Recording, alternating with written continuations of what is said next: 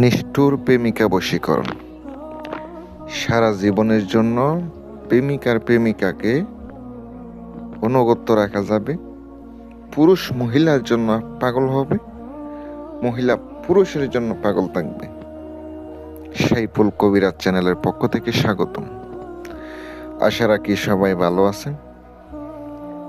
আমি আপনাদের দোয়া এবং আল্লাহ তাআলার অশেষ মেহেরবানিতে ভালো আছি।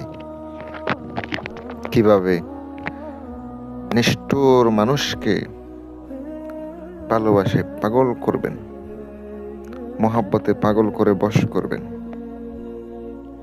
এমন একটি তদবির নিয়ে আপনাদের সামনে আনলাম। উর্দু কিতাবের একটি নকশা, মিশরি উর্দু যে কিতাব আছে ওই কিতাবের একটি নকশা। আপনারা যে নকশা দেখতে পাচ্ছেন এটা অত্যন্ত খারাপ, নাজায়েজ, কুফরি একটি নকশা, ব্ল্যাক ম্যাজিকের একটা অংশ।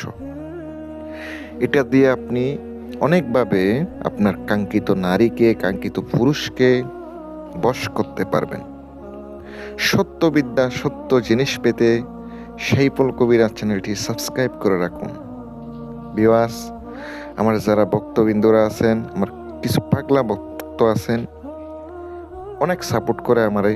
এই বিদায় আমি আপনাদের সামনে এই ধরনের জিনিসগুলা নিয়ে আসি, যেন আল্লাহর রহমতে কাজগুলা করে যেন উপকৃত হতে পারে। আপনারা নিজের কাজ নিজে করবেন। যদি আপনারা নিজে করতে না পারেন, আপনি আমার সাথে স্ক্রিনে আমার একটি নাম্বার দেওয়া আছে, ফোন করবেন, যোগাযোগ করবেন, হোয়াটসঅ্যাপে অথবা ইমোতে যোগাযোগ করবেন।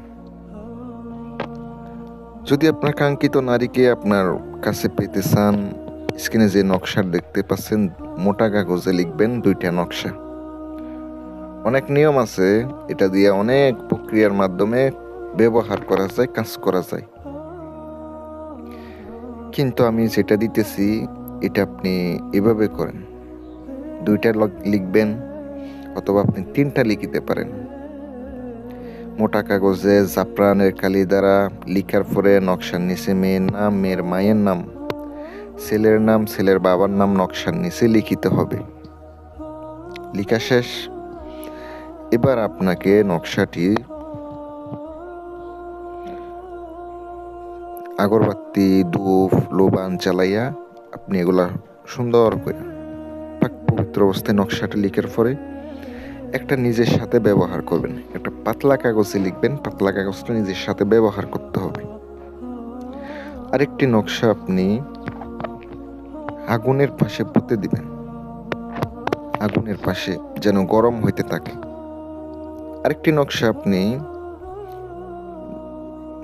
পুঁতে রাখবেন শ্মশানে, শ্মশানে পুঁতে আসবেন।